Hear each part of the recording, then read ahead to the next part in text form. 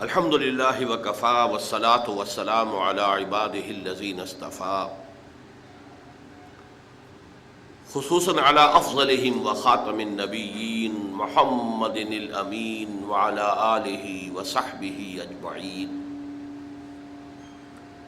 اما بعد فقد قال اللہ تبارک وتعالی کما ورد فی سورۃ التوبہ وسورۃ الفتح وسورۃ الصف اعوذ باللہ من الشیطان الرجیم بسم اللہ الرحمن الرحیم هو الذی ارسل رسولہ بالہدی ودین الحق لیظہرہ علی الدین کلہ وقال جل وعلا وما ارسلناک الا کافۃ للناس بشیرا ونذیرا صدق اللہ العظیم رب اشرح لي صدری ویسر لي امری واحلل عقدۃ من لسانی یفقہوا قولی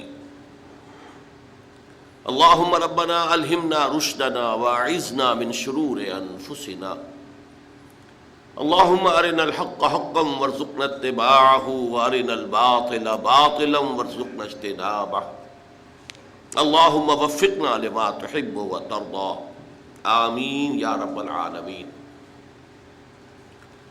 آپ کے علم میں ہے کہ میرا آج کا موضوع ہے عظمت مصطفیٰ صلی اللہ علیہ وسلم۔ اس موضوع پر سب سے پہلے مجھے یہ تمہیدی بات آپ کے گوش گزار کرنی ہے کہ نبی اکرم صلی اللہ علیہ وسلم کی شخصیت کے عظمت کے مختلف پہلو ہیں۔ ایک ہے آپ کا مقام و مرتبہ اور آپ کی عظمت بحیثیت نبی، ایک ہے آپ کی عظمت، آپ کا مقام رفیع و بلند بحیثیت انسان۔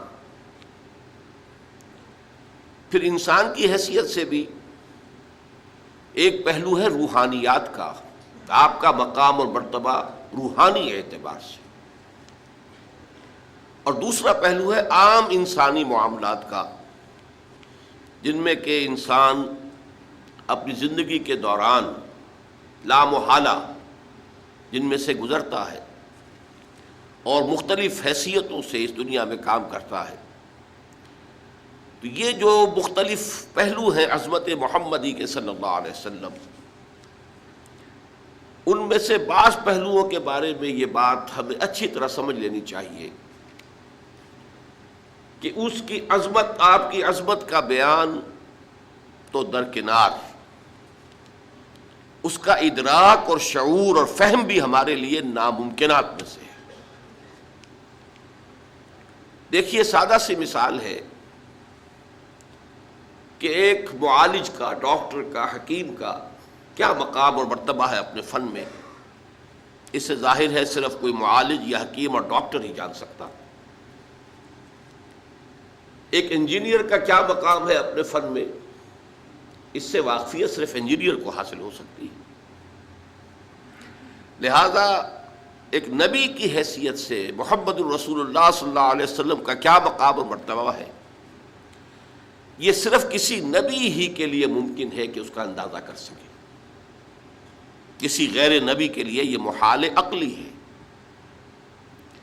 مزید برآں کسی بھی انسان کا کسی فن میں کیا مقام ہے، اس کا جو ایگزیکٹ تعین ہے،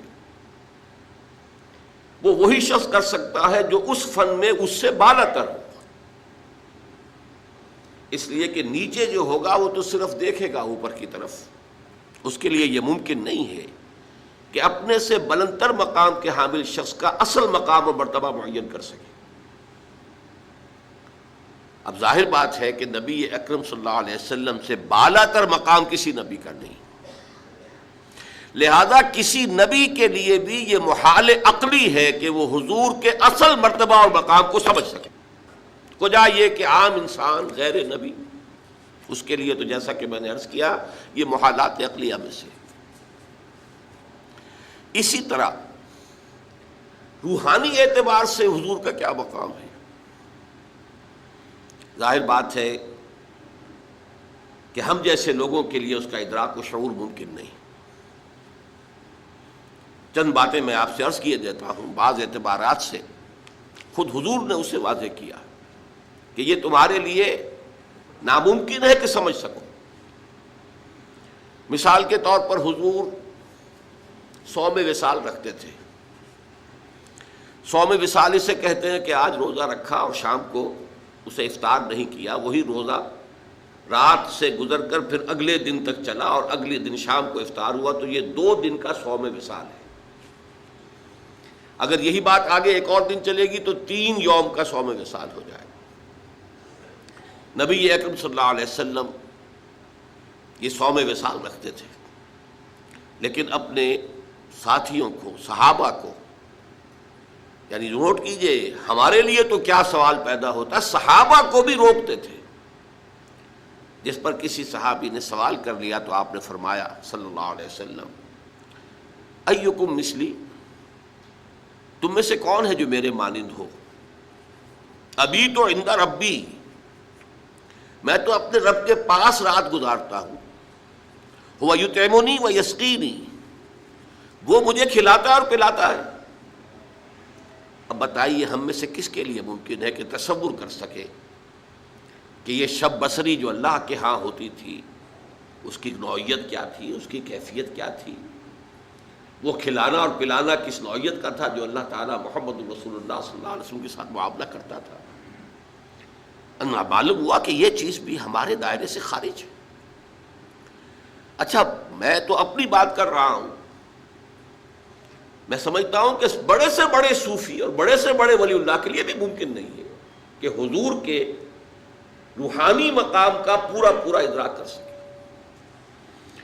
ان دونوں پہلوؤں سے جب ہماری عقلیں اور ہمارا فہم و شعور اور ادراک عاجز ہے تو اس کا مفہوم یہ ہوا کہ اس کو بیان کرنے کی کوشش کرنا بہت بڑی خطا، بہت بڑی غلطی ہے۔ یہ بڑی خطا اس اعتبار سے نوٹ کیجیے، سادہ سی مثال سے بات سمجھ میں آ جائے گی۔ ایک لطیفہ ہے، کسی دیہاتی کی کوئی مشکل تھی جسے کسی ایک شہری بابو نے، شہری شخص نے حل کر دیا، اور وہ شخص جو تھا شہری، وہ ڈپٹی کمشنر تھا، لیکن اس دیہاتی نے اسے دعا دی، خدا تجھے پٹواری بنائے،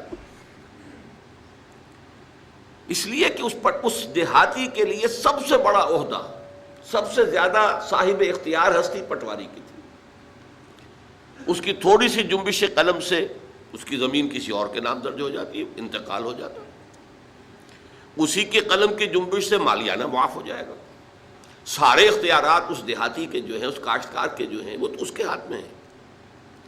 اسے کیا معلوم کہ اس پٹواری سے لے کر اس ڈپٹی کمشنر تک کتنے عہدے ہیں درمیان میں، اور وہ شخص کتنے مقام بلند پر فائز ہے جسے وہ دعا دے رہا ہے پٹواری ہونے کی۔ تو اسی کا اندیشہ ہے کہ ہم اگر حضور کے ان مقامات کو بیان کرنے کی کوشش کریں گے تو شدید خطرہ ہے کہ ہم حضور کی توہین کے مرتکب ہو جائیں، اس لیے کہ کما حقہ بیان ممکن نہیں ہے۔ جب کما حقہ بیان ممکن نہیں ہے تو ہم اپنے تصور کے مطابق مدح کریں گے، اور وہ بہت کمتر ہوگی اصل مقام کے اعتبار سے، اور اسی کا نام توہین ہے۔ یہی وجہ ہے، دیکھیے شیخ سعدی رحمۃ اللہ علیہ نے نہایت سادگی کے ساتھ میری ساری گفتگو کو سمو دیا اپنے 2 اشعار میں، یا صاحب الجمال و یا سید البشر، من وجهک المنیر لقد نور القمر، لا يمكن الثناء كما كان حقه بعد از خدا بزرگ توئی، قصہ مختصر۔ جتنا ان کا حق ہے کہ ان کی ثنا کی جائے وہ ممکن ہی نہیں ہمارے لیے، لا يمكن الثناء كما حقه۔ بس ہمیں صرف یہ کہہ کر جو ہے اس بات کے دامن میں پناہ لینی ہے کہ بعد از خدا بزرگ توئی، قصہ مختصر، اللہ کے بعد آپ ہی کی ہستی ہے بلند ترین، عظیم ترین۔ اب اسے کس طرح بیان کریں، کیا بیان کریں؟ ہمارا تصور سے بھی آگے بڑھ کر تخیل بھی سرنگوں ہے کہ وہ اس مقام بلند و رفیع کا کوئی ادراک اور شعور کر ہی نہیں سکتا۔ اسی کو نہایت خوبصورت انداز میں غالب نے کہا ہے،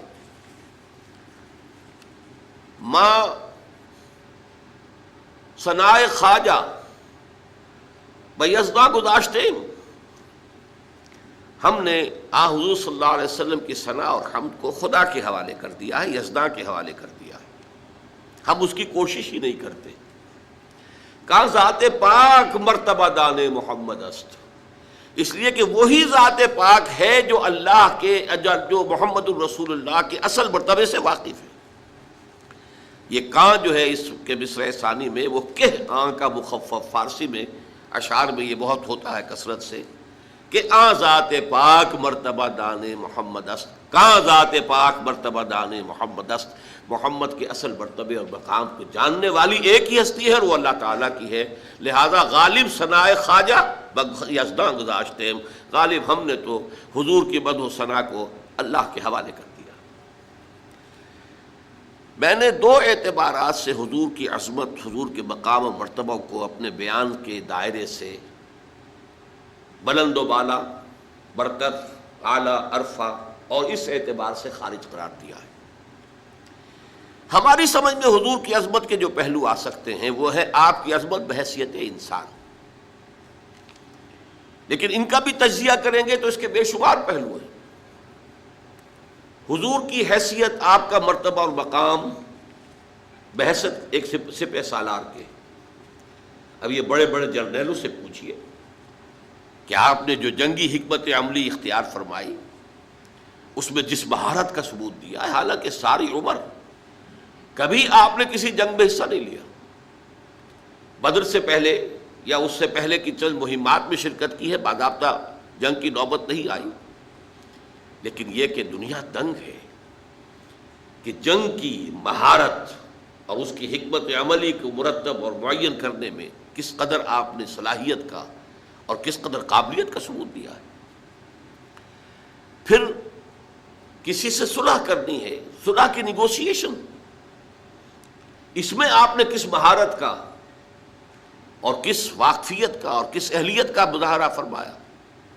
صلح حدیبیہ ہو یا میثاق مدینہ ہو یا اس سے بھی پہلے یثرب کے مختلف طبقات کو آپس میں جمع کرنے کے لیے جو معاہدہ ہوا ہے، ان کا مطالعہ کیجئے، عقلیں دنگ رہ جاتی۔ ایک قاضی القضات کی حیثیت سے آپ کا مقام کیا تھا؟ آج بھی اس دنیا میں قضاء، جوڈیشری کے سلسلے میں جس قدر اصول اختیار کیے گئے وہ سب کے سب محمد الرسول اللہ کے عطا کردہ ہیں صلی اللہ علیہ وسلم۔ کسی بھی مقدمے میں ایک فریق کی بات سن کر فیصلہ نہ کرو جب تک کہ فریق ثانی کو بھی سن نہ لو، یہ اصول آپ کا بیان کرتا ہے۔ شک کا فائدہ ملزم کو دیا جائے، ملزم جسے کہنا چاہیے اصلا، جس پر الزام لگایا گیا ہے، شک کا فائدہ اسے دیا جائے گا، جو الزام لگانے والا ہے اسے نہیں۔ یہ فیصلہ محمد رسول اللہ کا ہے۔ یہ اصول آپ نے انیشیٹ کیا ہے کہ 100 مجرم چھوٹ جائیں کوئی حرج نہیں، کسی بے گناہ کو سزا نہیں ہونی چاہیے، یہ اصول آپ کا دیا ہوا ہے۔ ہماری موجودہ جوڈیشری پوری عالمی سطح پر انہی اصولوں پر قائم ہے۔ یہ دوسری بات ہے کہ ہمارے ہاں کرپشن نے بیڑا غرق کر دیا۔ اصول غلط نہیں ہے، جوڈیشری کے اصول تو محمد الرسول اللہ کے عطا کرتا ہے۔